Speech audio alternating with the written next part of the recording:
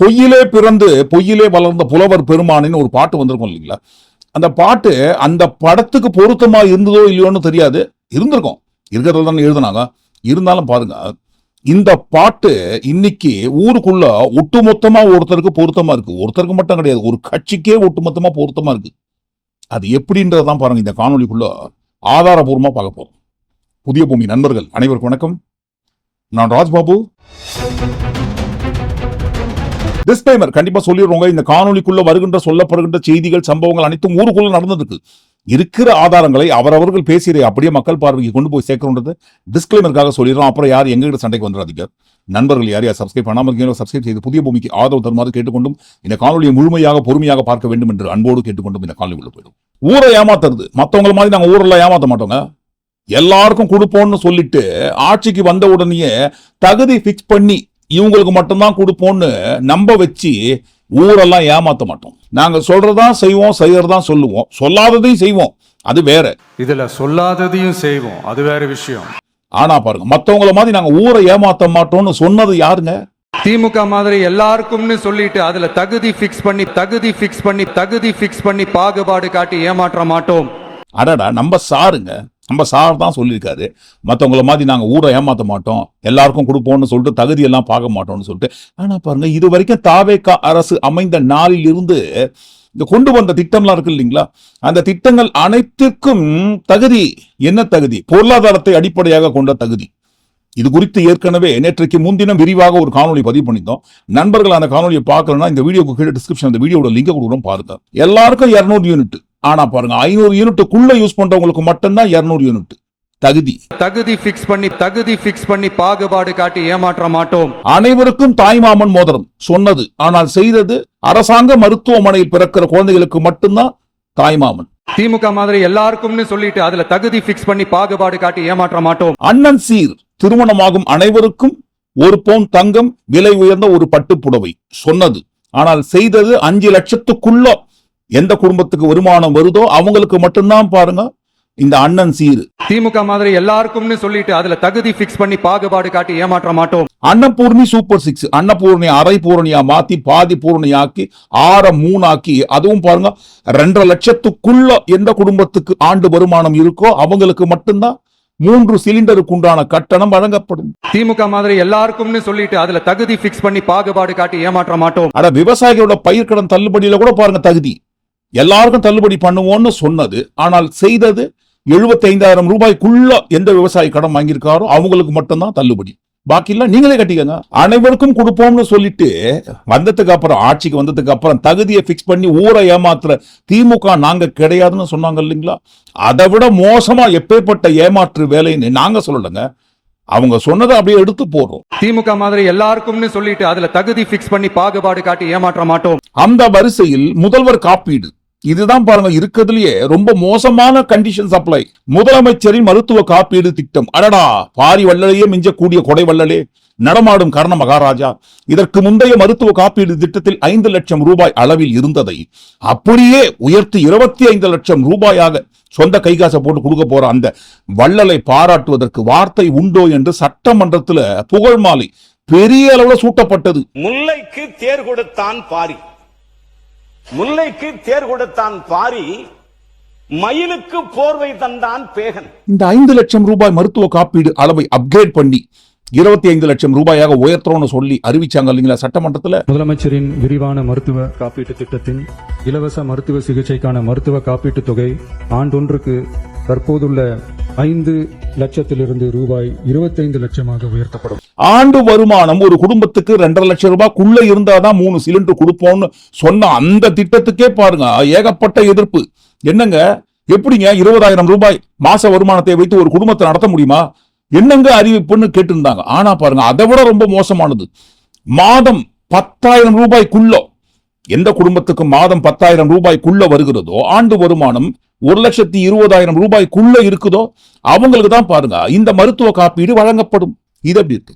ஒரு குடும்பத்தோட ஆண்டு வருமானம் 2 லட்சமே கம்மின்னு சொல்லி இருக்கிற சமயத்துல பாருங்க 1,20,000 ரூபாய்க்குள்ள, 1,20,000 ரூபாய் கூட கிடையாது, 1,20,000 ரூபாய் ஆண்டு வருமானம் எந்த குடும்பத்துக்கு வருகிறதோ அந்த குடும்பத்துக்கு தான் பாருங்க இந்த 25 லட்சம் ரூபாய் மருத்துவ காப்பீடு. அப்ப இதுக்கெல்லாம் பேர் என்னங்க? அனைவருக்கும் கொடுப்போம்னு சொல்லி தகுதியை பிக்ஸ் பண்ணி ஊரை ஏமாத்துற கூட்டத்தை சேர்ந்தவங்க நாங்க இல்லைன்னு சொல்லி அவங்கள விட மகா மோசமா ஏமாத்துறது நீங்க தானேன்னு சொல்லி ஒட்டுமொத்தமான மக்கள் கேட்பாங்களே. அப்ப நல்லா யோசிச்சு பார்க்கணும், இந்த இடத்துல என்ன வாழுதுங்க? பொய் கைத்தட்டல் வாங்குவதற்காக இதற்கு முந்தைய ஆட்சியாளரை திட்ட வேண்டியது, ஓட்டுகளை வாங்குவதற்காக பொய்யான வாக்குறுதிகளை வாரி வீச வேண்டியது. திமுக மாதிரி எல்லாருக்கும்னு சொல்லிட்டு அதுல தகுதி பிக்ஸ் பண்ணி பாகுபாடு காட்டி ஏமாற்ற மாட்டோம். தகுதியை பிக்ஸ் பண்றதுக்கு கவர்மெண்ட் யாருங்கன்னு நீங்க கேட்டுட்டு இதே கவர்மெண்ட் எடுத்து நீங்க வந்ததுக்கு அப்புறம் அதுதானே பண்றீங்க? அதை தாங்க பண்ண முடியும்.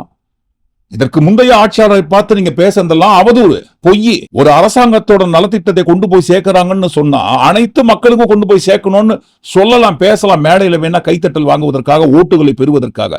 ஆனால் நிதர்சனம் அப்படி முடியாது. 7 மாடி கட்டடம் சொந்தமாக வைத்திருப்பவரும், வாடகை வீட்டுல குடியிருப்பவரும், வறுமை கோட்டுக்கு கீழே இருப்பவரும் ஒரே கோட்ல வச்சு பாப்பீங்களா? அப்படிதான் பாப்போம்னு சொல்லி ஊரை ஏமாத்துனீங்க. திமுக அந்த மாதிரி பார்த்தாங்கன்னு சொல்லி ஓட்டு கேட்டீங்க, போட்டாங்க. ஆட்சிக்கு வந்ததற்கு பிறகு நிறைவேற்றிக்கணும் இல்லைங்களா?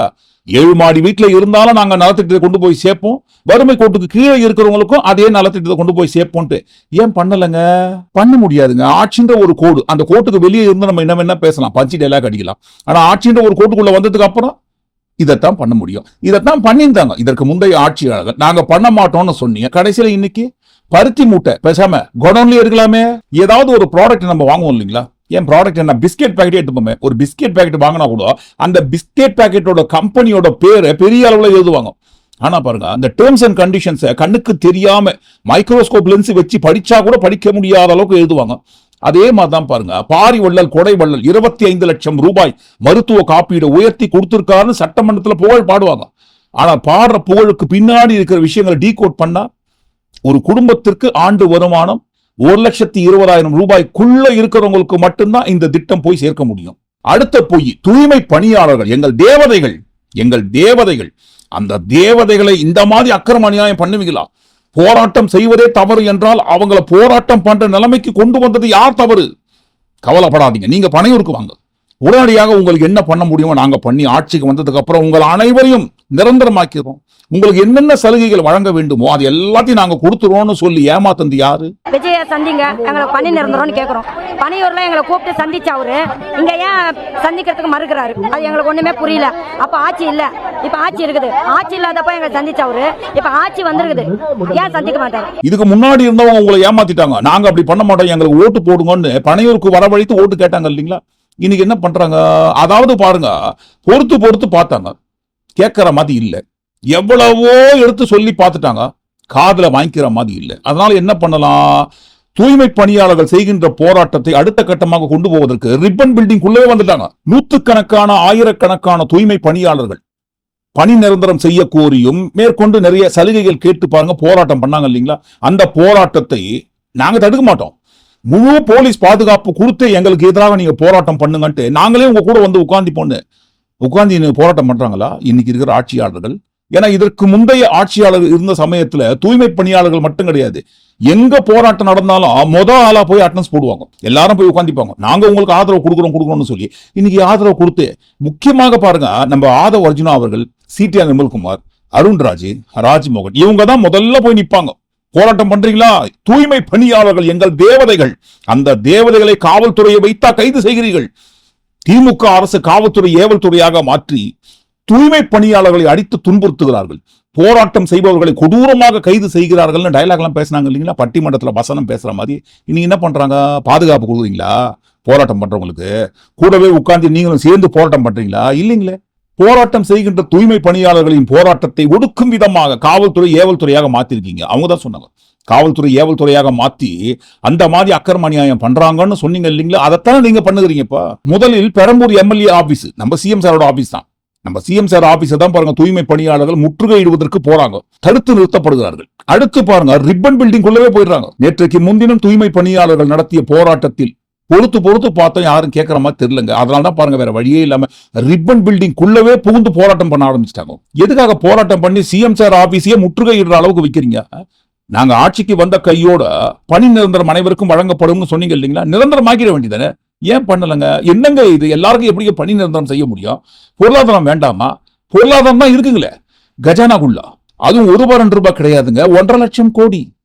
1.5 லட்சம் கோடி அளவிலான எக்ஸ்ட்ரா பொருளாதாரம் கஜானால இருக்குங்க. அந்த கஜானாவில் உள்ள 1.5 லட்சம் கோடியை வைத்து பணி நிரந்தரம் செய்வதோடு மட்டுமல்லாமல் நலத்திட்டத்தின் மூலமாக தகுதியெல்லாம் பார்க்க வேண்டிய அவசியமே இல்லையே. எல்லாருக்குமே மாறி மாறி வழங்கலாமே. சைட்ல ஒதுக்குற காசு இருக்கு இல்லைங்களா, அந்த சைட்ல ஒதுக்குற காசை ஒதுக்காம மொத்த பணத்தையும் மக்களுக்கே செலவு செய்தால் நல்ல அரசாங்கத்தை வழங்க முடியுமே.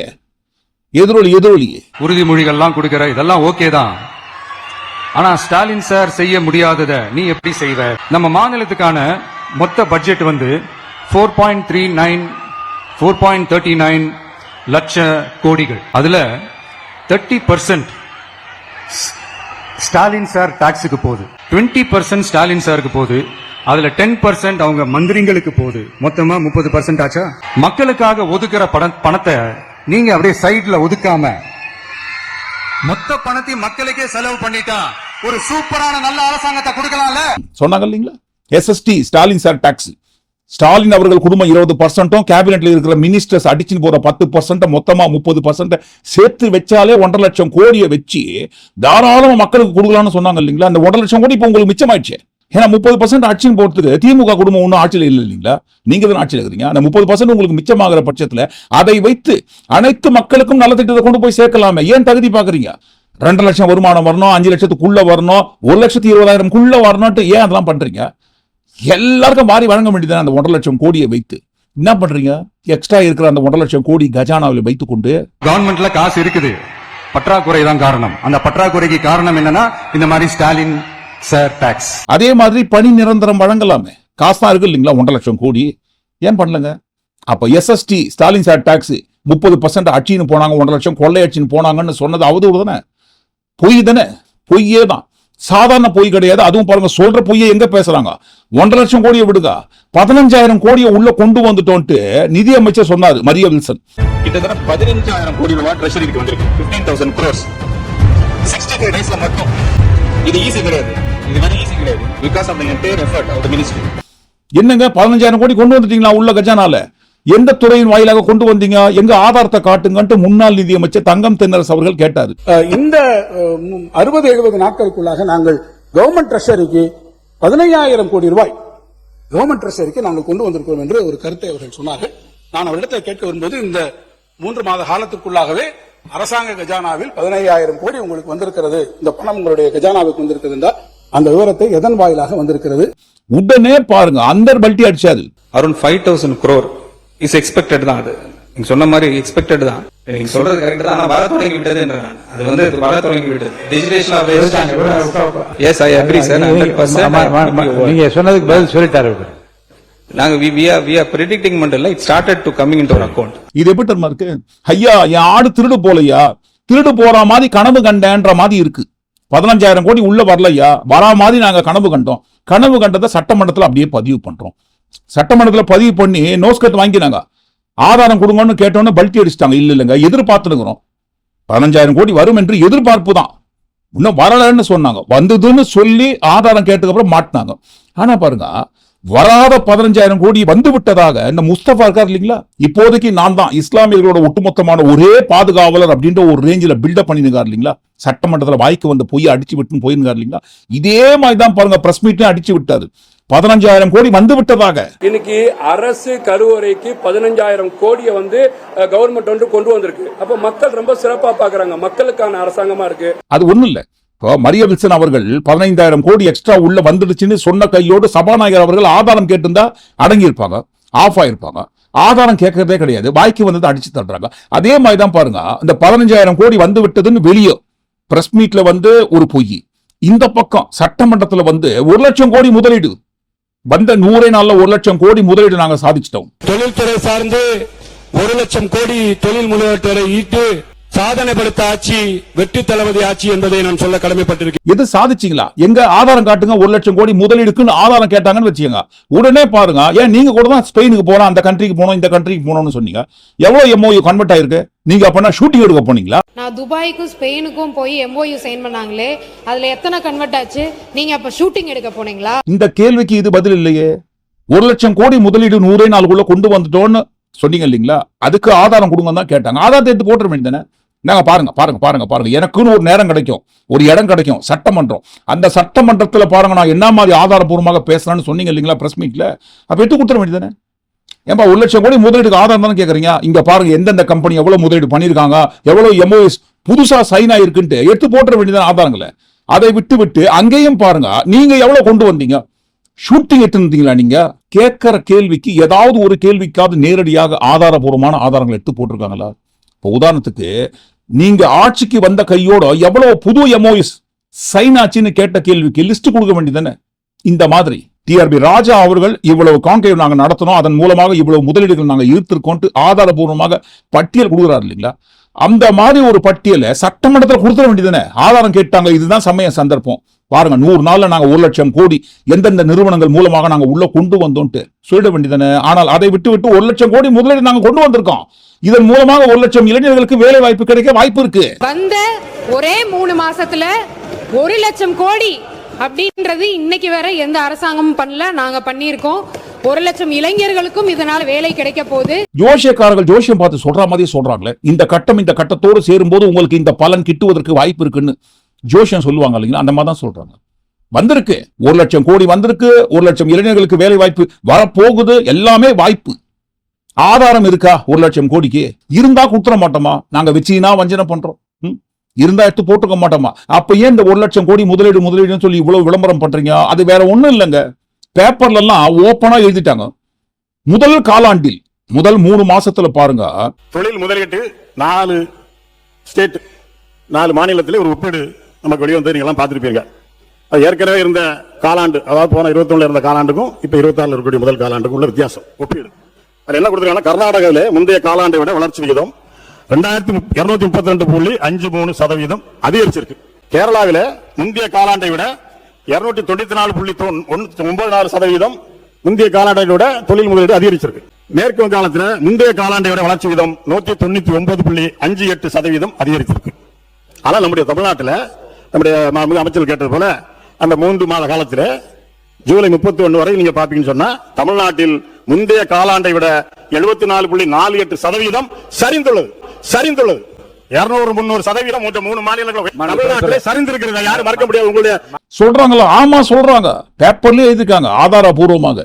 முதல் காலாண்டில் இந்த மாநிலங்களில் ஒரே சமயத்தில் தேர்தல் நடந்து புதிய ஆட்சி அமைந்த இந்த மாநிலங்களில் கிடைத்த முதலீட்டோட அளவையும் தமிழ்நாட்டுக்கு கிடைத்த முதலீடு அளவையும் பாருங்க. வளர்ச்சி வீழ்ச்சியை குறிப்பிட்டு பிசினஸ் ஸ்டாண்டர்ட் பத்திரிகையில ரொம்ப டீடைல்டா எழுதியிருக்காங்க. கர்நாடகாவை விடுங்க, தமிழ்நாடு தேர்தல் நடந்த சமயத்துல அங்க நடக்கலுங்க. இருந்தாலும் தென் மாநிலங்களை ஒப்பிட்டு எழுதும் போது வளர்ச்சி வீழ்ச்சி குறித்து எழுதுனாங்க. இதை பாக்குறாங்க, என்னப்பா இந்த மாதிரி ஆயிடுச்சு. நம்ம தமிழ்நாட்டுல புதிய ஆட்சி அமைந்த கையோடு தான் பாருங்க இந்த கேரளா வெஸ்ட் பெங்கால் எல்லாம் அதே மாதிரி புதிய ஆட்சி அமைந்தது. அங்கெல்லாம் மட்டும் தொழில் முதலீடுகள் அதிகமா வந்திருக்கு, நம்ம மட்டும் வீழ்ச்சி அடைஞ்சுனேங்கிறமே. என்ன பண்ணலாம்? போடுங்க ஒரு பிட்ட. 1 லட்சம் கோடி தொழில் முதலீட்டை ஈட்டு வந்த ஒரே 3 மாசத்துல 1 லட்சம் கோடி வந்து விட்டது முதலீடு. தளபதி ஆட்சியில் நாடே அதிரும் அறிவிப்பு பாருங்க. நாங்க என்ன மாதிரி கான்க்ளேவ் நடத்தி 1 லட்சம் கோடியை கொண்டு வந்துட்டோம்னு சொல்லி விளம்பரப்படுத்தினாங்க. விளம்பரம் சாதாரண விளம்பரம் கிடையாதுங்க, உலகமகா விளம்பரம். அன்னைக்கு வெளியான அனைத்து பத்திரிகை ஹெட்டிங் பாருங்க, இதுதான் முதல் பக்கத்துல விளம்பரம். காசு கொடுத்தா யாரு வேணா விளம்பரம் பண்ணலாங்க. காசு கொடுங்க, எந்த பத்திரிகையில வேணா யாரு வேணா யாரை பத்தி வேணா புகழ்ந்து தள்ளுவாங்க. காசு தான் முக்கியம். காசு மட்டும் கொடுத்துட்டீங்க, எல்லா பத்திரிகையில விளம்பரம் தன்னால போடுவாங்க. எதுங்க பத்திரிகை குறித்து அவதூறு பரப்புறோமா? நாங்களா பரப்பணும்? சட்டமன்றத்தில் சொன்னதுங்க தொழில்துறை அமைச்சர். ப்ராஜெக்ட்ஸ் டுடேன்னு ஒரு பத்திரிகை, அது வந்து ஒரு நீங்க காசு கொடுத்தா எதனாலும் எழுதிப்பாங்க. அது வந்து ஒரு பிரைவேட் பத்திரிகை. அந்த பத்திரிகையில எழுதப்பட்ட ஒரு தவறான செய்தியை இங்க எடுத்துட்டு வந்து படிச்சு நம்மளுடைய தமிழ்நாடு எங்கேயோ போய்கிட்டு இருக்குன்னு தப்பான ஒரு நோக்கத்தை நீங்க வந்து சொல்லக்கூடாது. எதுக்காக? உண்மை எழுதிட்டாங்கன்ட்டு.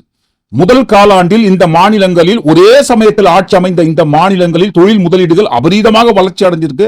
அதே முதல் காலாண்டில் தமிழ்நாட்டோட தொழில் முதலீடுகள் ரொம்ப வீழ்ச்சி அடைந்திருக்குன்னு உண்மையை எழுதியதற்காக காசு கொடுத்து எந்த பத்திரிகை பெருமையா எழுதலாமா? ஏங்க இதெல்லாம் தப்பு இல்லைங்களாங்க? பத்திரிகை நீங்க கொச்சைப்படுத்தும் விதமாக அவதூறு பரப்புற மாதிரி இந்த மாதிரிலாம் பண்ணலாமா பேசலாமான்னு சட்டமன்றத்தில் கேட்கறாங்க. அதை சொல்லுகிற இடையில காசு கொடுத்தா பத்திரிகையாரங்க எது வேணாலும் எழுதுவாங்க என்பது ஒட்டுமொத்த ஜனநாயகத்தை, ஏன்னா ஜனநாயகத்தை 4வது தூணு பத்திரிகை. பொதுவாக பத்திரிகைகளை குறித்து அவ்வாறு அமைச்சர் அவர்கள் இந்த அவையிலே சொல்லக்கூடாது. பத்திரிகையில் இரண்டு புறம். ஏன்னா நீங்க ஒரு பத்திரிகை ஒரு குறிப்பிட்ட ஒப்பீடை செய்திருக்கிறது, ஒரு குறிப்பிட்ட புள்ளி விவரத்தை கொடுத்திருக்கிறது என்பதற்காக இவர்கள் காசு வாங்கி கொண்டார்கள் என்று ஒரு பத்திரிகை பற்றி குறிப்பிடுவது என்பது ஒட்டுமொத்தமாக பத்திரிகையை எல்லா பத்திரிகையிலும் அது குறிப்பிடுவதாக அமைந்துவிடும். அதுக்கு சபாநாயகர் அவர்கள் தரப்பிலிருந்து என்ன சொல்லியிருக்கணும்? அப்படிலாம் பொதுவா பேசக்கூடாதுங்க. போற போக்குல அடிச்சு விட்டு போக கூடாது. பத்திரிகையில யாரை பத்தி வேணா பெருமையை எழுதுவாங்க காசு கொடுத்தா அப்படின்னு சொல்லியிருக்கணும். ஆனா பாருங்க, சொன்ன டைலாகே வேற ஆகுது. ஒப்பீடு சொல்ற பத்திரிகை அதிகாரப்பூர்வமான அரசு இதழா, மத்திய அரசாங்கம் வெளியிட்டதா அல்லது அதிகாரப்பூர்வமாக எந்த அமைப்பு வெளியிட்டதுன்னு சொல்லாம நீங்க கொடுக்க தப்புன்னு சொல்றாங்க. அதிகாரப்பூர்வமா இருக்க வேண்டும் அவங்க கேட்கறாங்க. அதான் சொல்லுவாங்க. ஆதாரம் இல்லாம சில பத்திரிகைகள் அவர்களுக்கு வேண்டியவர்களுக்காக வேண்டியபடி எழுதி கொள்வது உண்டு, அப்படி இருக்குதான் அவங்க கேட்கறாங்க. பாத்துக்கங்க, அவங்களுக்கு வேண்டியவர்களை குறித்து பெருமையா எழுதிப்பாங்க அப்படின்றாங்க. அதுல எந்த ஒரு மாற்று கருத்து இல்லைங்களா? அவங்களுக்கு வேண்டியவர்களை குறித்து, அவங்களுக்கு தேவையானவர்களை குறித்து பெருமையா அவங்களும் எழுதிப்பாங்கன்றதுல உண்மை இருக்கு இல்லைங்களா? அப்படிங்களா? அப்ப இந்த கிளிப்ப பாருங்க. ஒரு தவறு செய்தால் அது தெரிந்து செய்தால் அவன் தேவன் என்றாலும் விடமாட்டேன் என்று எம்ஜிஆர் அன்று பாடினார். அதை இன்று விஜய் செயலில் காட்டுகிறார்னு அந்த எடிட்டோரியல்ல எழுதி இருக்கு. இந்த நேரத்துல தினத்தந்திக்கு நம்மளோட நன்றியை தெரிவிச்சுக்கிறோம். நம்ம சிஎம் சார் சொன்னது சட்டமன்றத்துல பதிவு பண்ணிருக்காரு, பெயரை குறிப்பிட்டு, தினத்தந்தி என்கின்ற பெயரை குறிப்பிட்டே பதிவு பண்ணிருக்காரு. எங்க ஆட்சி ஆஹா ஓஹோன்னு இருக்குதுன்னு தலையங்கம் எழுதியிருக்காங்க. இந்த சமயத்துல அவங்களுக்கு நன்றி தெரிவித்துக் கொள்கிறேன்னு சட்டமன்றத்துல பதிவு பண்ணிருக்காரு. அப்ப எப்படிங்க அந்த தலையங்கம் எதற்காக எழுதப்பட்டது, யாருக்காக எழுதப்பட்டது, யாரை பெருமைப்படுத்தி எழுதப்பட்டது? வேண்டியவங்களுக்காக எழுதப்பட்டதுங்க. காசு கொடுத்து விளம்பரப்படுத்தப்பட்டது. எந்த பத்திரிகைக்கு யார் வேணா காசு கொடுத்தா யாரை பத்தி வேணா பெருமையா எழுதுவாங்க. வேண்டியவங்க யாரோ அவங்களுக்கு தகுந்த மாதிரி வேண்டிய அளவுக்கு எழுதி தள்ளுவாங்க. இதெல்லாம் ஒரு பெரிய விஷயமா எடுத்துக்க முடியுமா? இதையெல்லாம் நீங்க ஏன் பெருமையா சட்டமன்றத்துல பதிவு பண்றீங்கன்னு அன்னைக்கு கேட்டுக்கணும் இல்லைங்களா? டிவிகே கட்சியை குறிப்பிட்டு, டிவிகே ஆட்சியை குறிப்பிட்டு, முதல்வரை குறிப்பிட்டு பெருமையா எழுதுனா அந்த பத்திரிகை உண்மை, அந்த பத்திரிகையில வர செய்தி உண்மை, அந்த செய்தியெல்லாம் எல்லாரும் நெத்தில ஒட்டின்னு சுத்தணும். இதே பாருங்க, உண்மையை எழுதிட்டா அந்த பத்திரிகை காசு வாங்குறாங்க. இவங்களுக்கு வரும்போது ரத்தம், மற்றவங்களுக்கு வந்தா தக்காளி சட்னி. இன்றைக்கு தொழில் முதலீட்டை குறித்து பக்கத்து மாநிலங்களில் ஒப்பிட்டு பார்க்கும்போது நம்ம தமிழ்நாட்டோட தொழில் முதலீடு அளவு ரொம்ப வீழ்ச்சி அடைந்து விட்டதுன்னு உண்மையை எழுதியதற்காக அதையெல்லாம் எப்படிங்க நம்ப முடியும்? பத்திரிகையில காசு கொடுத்தா என்ன வேணா எழுதுவாங்க. என்ன ஆதாரம் இருக்கு? மத்திய அரசோட ஆதாரம் இருக்கா, மாநில அரசோட ஆதாரம் இருக்கான்னு சபாநாயகர் அவர்கள் கேட்கிறாரு. அதிகாரப்பூர்வமான ஆதாரத்தை வைத்து எழுதுறத வேணா நம்ம ஏத்துக்கலாங்க, என்ன ஆதாரம் இருக்குன்னு கேட்கறாங்க இல்லைங்களா? அப்ப அதே மாதிரி 1 லட்சம் கோடின்னு சொல்றீங்க இல்லைங்களா? அதை டீகோட் பண்ணி கொடுக்க வேண்டியதானே? போற போக்குல 1 லட்சம் கோடி முதலீட்டை ஈர்த்து விட்டோம்னு சொன்னா யார் எந்தெந்த நிறுவனங்கள், எவ்வளவு முதலீடுகள், எம்ஓஇஸ்ல எவ்வளவு சைன் ஆயிருக்கு, எவ்வளவு முதலீடு எந்தெந்த நிறுவனங்கள் பண்றாங்கன்னு டீகோட் பண்ணி சொல்லுங்க. இது ஏ கம்பெனி, இது பி கம்பெனி, இது சி கம்பெனி, இது எக்ஸ் கம்பெனி, இது ஒய் கம்பெனி. இந்த கம்பெனிகள் எல்லாம் பாருங்க இந்த அளவுல முதலீடு பண்றாங்கன்னு கம்பெனி பெயரை குறிப்பிட்டு, முதலீட்டு அளவை குறிப்பிட்டு சொல்லலாம் இல்லைங்களா? 1 லட்சம் கோடினா எவ்வளவு யார் பண்றாங்க?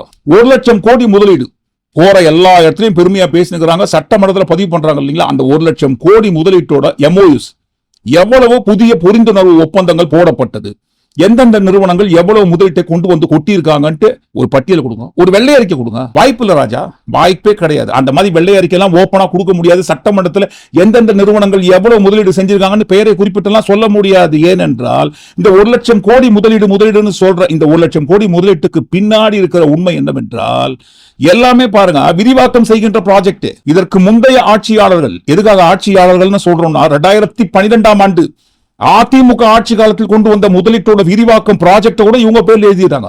அதனாலதான் பாருங்க இதற்கு முந்தைய ஆட்சியாளர்கள்னு சொல்றோம். அதிமுக திமுக ஆட்சி காலத்தில் கொண்டு வந்த நிறுவனங்களோட முதலீட்டோட விரிவாக்கம் தான் நடந்து கொண்டிருக்கிறது.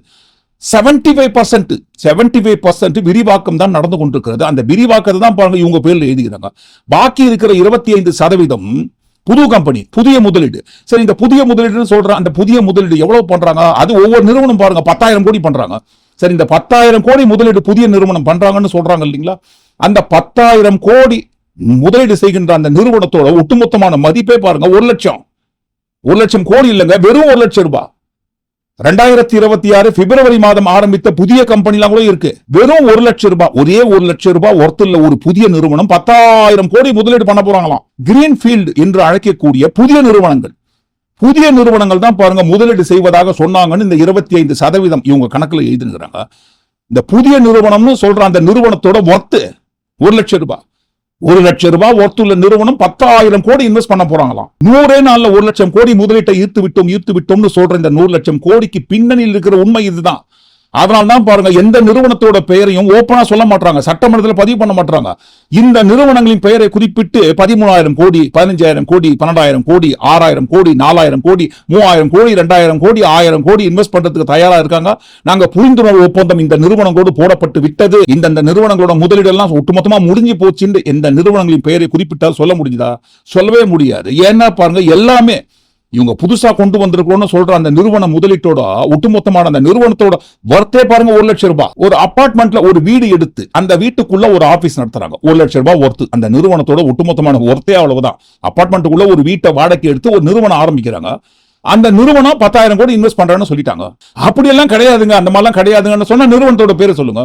எந்தெந்த நிறுவனங்கள் எவ்வளவு எம்ஓஎஸ் போடப்பட்டது, எவ்வளவு முதலீடு செஞ்சாங்கன்னு சொல்லிட்டு இருக்க வேண்டியதானே. பேச்சு வந்துச்சு, விவாதம் பாருங்க சட்டமன்றத்தை உருவாகி விட்டது. இதுதான் சமய சந்தர்ப்பம்னு பார்த்து புகழ் மாலையை சூட்டிக்க வேண்டியதானே. இவ்வளவு நிறுவனங்களின் பெயரை குறிப்பிட்டு இவ்வளவு முதலீட்டை நாங்க கொண்டு வந்துட்டோம்னு சொல்லி ஏன் ஓப்பனா சொல்ல முடியலங்க? ஏன் பட்டியல் கொடுக்க முடியலங்க? இந்த நிறுவனங்களின் பெயரை குறிப்பிட்டு வெளியே சொல்ல முடியாத அளவுக்கு அதனை ஷெல் நிறுவனமானு கேட்பாங்க இல்லைங்களா? கண்டிப்பா கேட்பாங்க, கேட்டு நிற்கிறாங்க. அப்படி கேட்கறதுக்கு தான் இவங்க சீல் பண்றாங்க பாருங்க. காசு கொடுத்து பத்திரிகையில யார் வேணா எழுதலாம், நீங்க காசு கொடுத்தா என்னாலும் எழுதிப்பாங்க. அது வந்து ஒரு பிரைவேட் பத்திரிகை. அப்ப அந்த வரிசையில் காசு கொடுத்து தான் இவங்க விளம்பரத்தை தேடி கொண்டிருந்தார்கள், தேடி கொண்டிருக்கிறார்கள் என்பதை சட்டமன்றத்தில் அவங்க தான் பதிவு பண்ணிருக்காங்க, நாங்க பதிவு பண்ணல. பொய்யிலே பிறந்து பொய்யிலே வளர்ந்த புலவர் பெருமானே. இந்த காணொலிக்குள்ள சுத்தன எல்லா பொய்கள் வீல்களை குறித்து நீங்க என்ன நினைக்கிறீங்க? கண்டிப்பா தவறாம நாளை காணொலி. நன்றி, வணக்கம்.